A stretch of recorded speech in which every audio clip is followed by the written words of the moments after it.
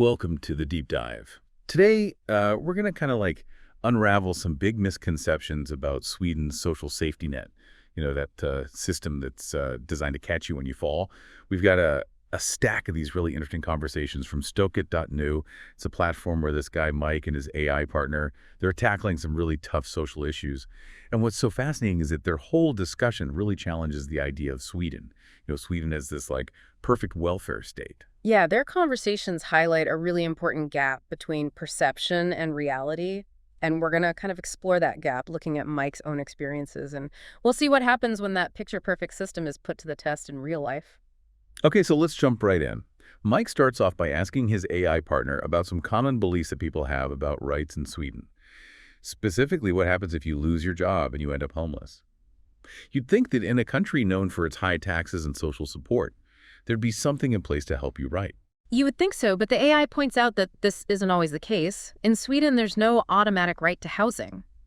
Now, while social services are obligated to offer some help, it's often temporary. Think more like shelters, not permanent housing solutions. Wow, so even with those high taxes, you're saying there's no guarantee of a roof over your head if you hit a rough patch. So what about financial aid? It's a similar situation with financial support when you lose your job. Unemployment benefits, which are payments to help you while you're looking for new work, those are conditional. So you need to meet very specific requirements to qualify.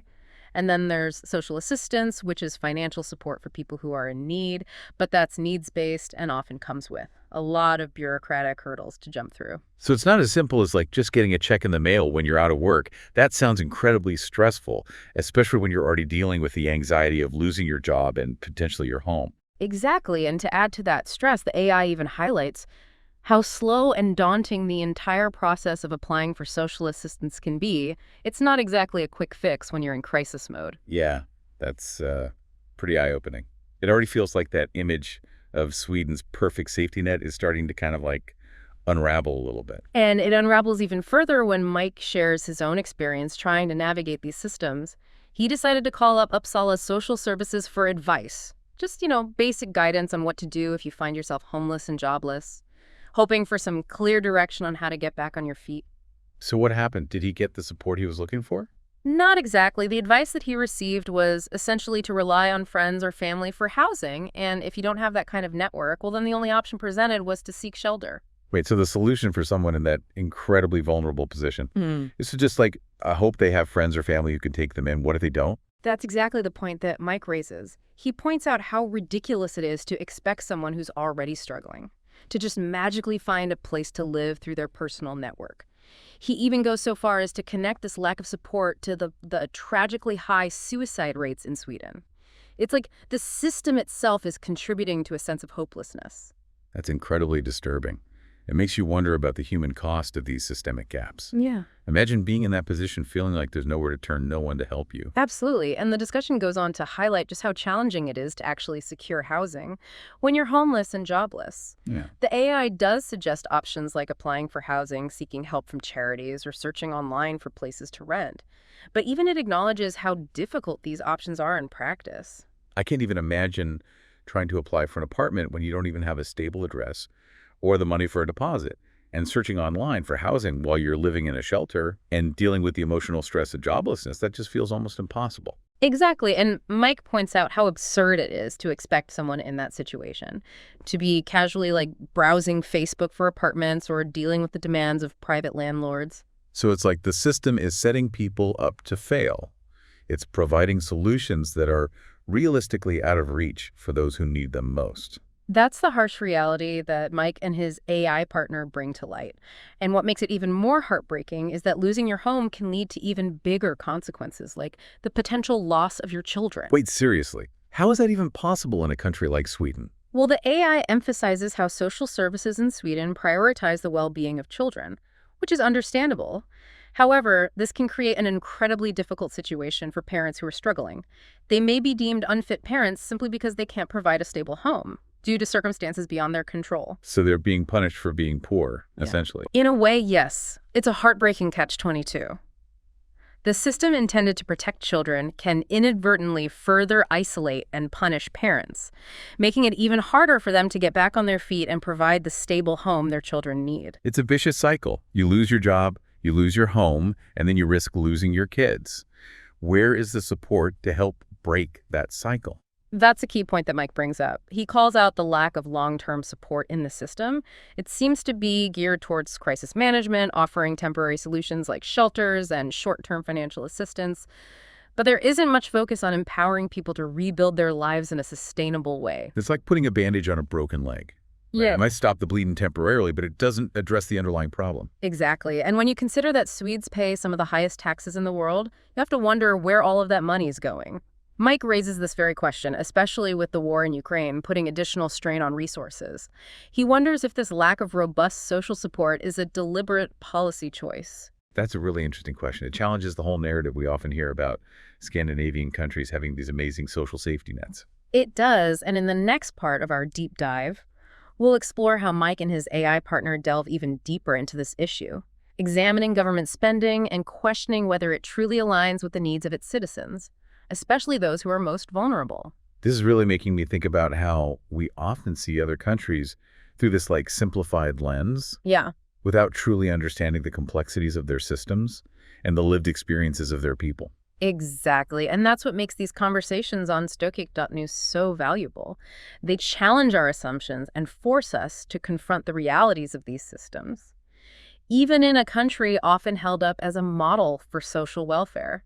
Yeah, And it's a good point. it is. And we'll pick up on that in the next part of our deep dive. Okay. So stay tuned. All right, I'm ready for more. Let's take a quick break and we'll be right back. So we've seen that the reality of Sweden's social safety net is far more complex than the image we often have. What happens when you kind of dig beneath the surface and look at the lived experiences of those who rely on the system? Well, in Mike's case, it leads to some pretty tough questions about where those high taxes are actually going. He brings up the ongoing war in Ukraine, which is definitely a factor, but he also questions whether the Swedish government is truly prioritizing the well-being of its citizens, especially those struggling to make ends meet. That's a really valid point. It makes you wonder if the lack of robust social support programs is a deliberate policy choice. Maybe they're focusing those resources elsewhere. And that's exactly what the discussion explores next. Mike and the AI start examining government spending, contrasting those high taxes with what some perceive as inadequacies in healthcare and social services. There's this sense that the system is falling short for the average person. It's almost like there's a disconnect between the image of Sweden as this model welfare state and the reality that some people are experiencing. Right. And Mike even goes so far as to critique the government's focus on economic growth and corporate benefits, arguing that it comes at the expense of individual well-being. He's suggesting that the system is designed to benefit those who are already doing well, while those who are struggling are left behind. That's a pretty bold statement. It challenges the whole notion of a government that prioritizes the welfare of all of its citizens. It does, and Mike backs up his argument with a pretty shocking piece of information. He mentions this recent news report that revealed that individuals almost never win legal battles against social services in Sweden. To him, this is evidence that the system is rigged against the average person, making it nearly impossible to challenge decisions or fight for their rights. Wow, that's really concerning. Imagine trying to navigate that bureaucratic maze, knowing that the odds are stacked against you from the start. It's a sobering reminder of the power imbalance at play.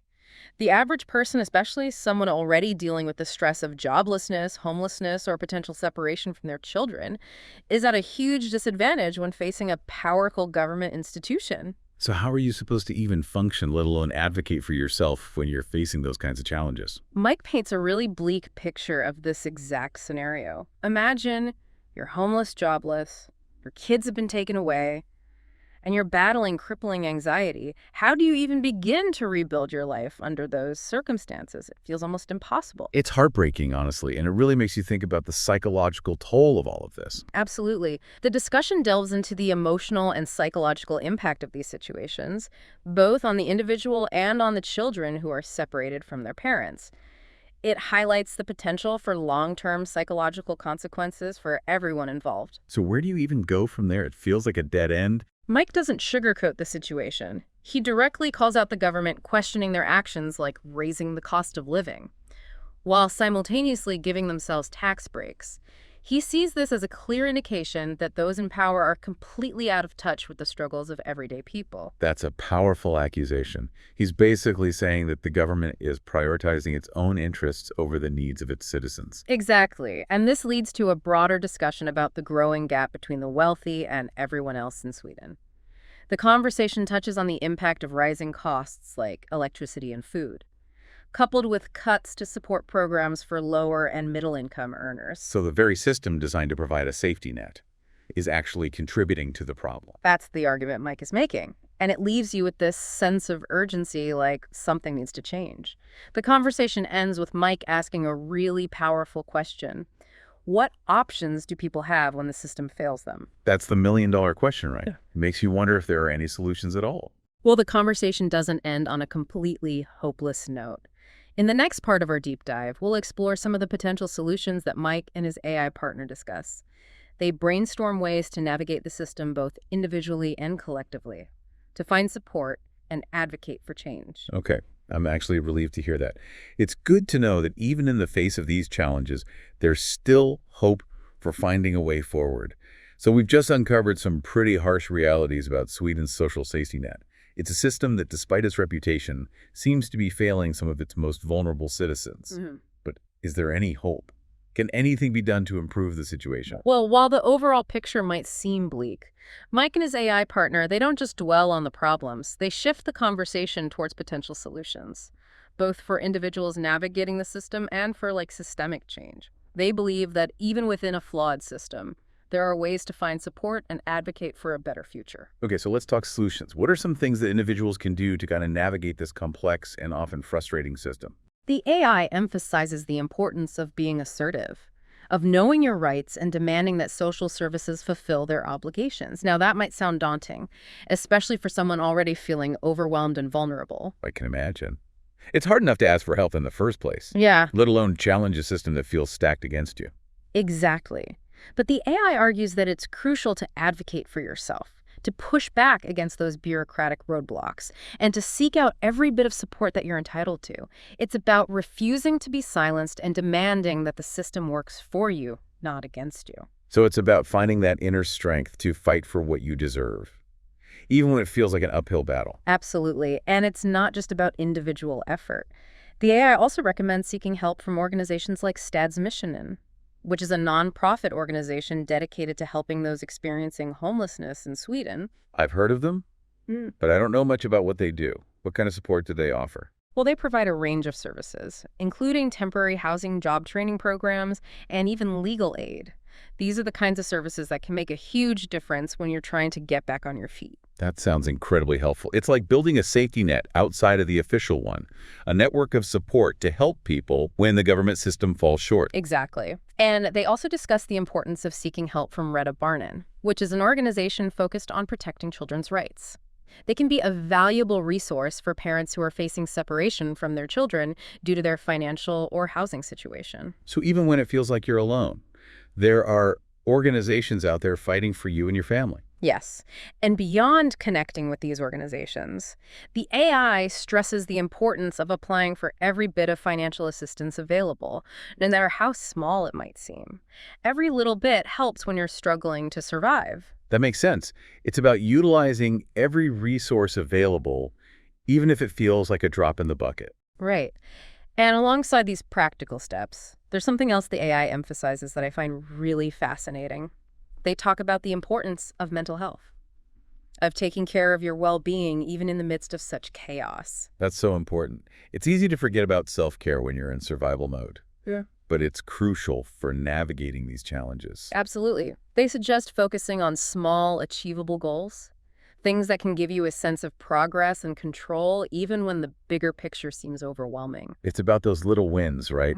Those moments that remind you that you're still capable, that you're still moving forward. Exactly. And while these individual solutions are important, Mike and the AI don't stop there. They acknowledge that these personal struggles are often symptoms of larger societal issues, and they advocate for systemic change. So it's not enough to just help individuals navigate a broken system. You need to address the root causes of those problems. Exactly. They call for a complete overhaul of the social service system, more affordable housing options, and increase support for single parents who are disproportionately affected by these issues. This is where individual action meets collective responsibility.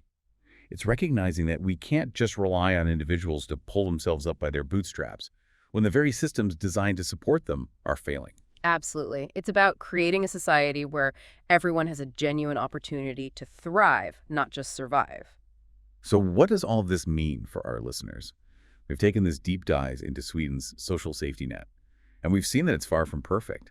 But we've also explored some potential solutions both for individuals and for the system as a whole. What's important to remember is that this conversation goes beyond Sweden. It's about challenging our assumptions about social welfare systems everywhere and recognizing that even in countries with a strong reputation for social support, there are always gaps and people are falling through them. It's about looking beyond the surface and asking those tough questions. Where are the resources going? Who is benefiting from these systems? And who is being left behind? It's also about remembering that we all have a role to play in creating a more just and equitable world. We can support organizations working to address these issues, advocate for policy changes, and have open and honest conversations about the challenges and potential solutions. So as you go about your day, we encourage you to think about what resonated with you most from this deep dive. Maybe you were surprised by the realities of Sweden's social safety net.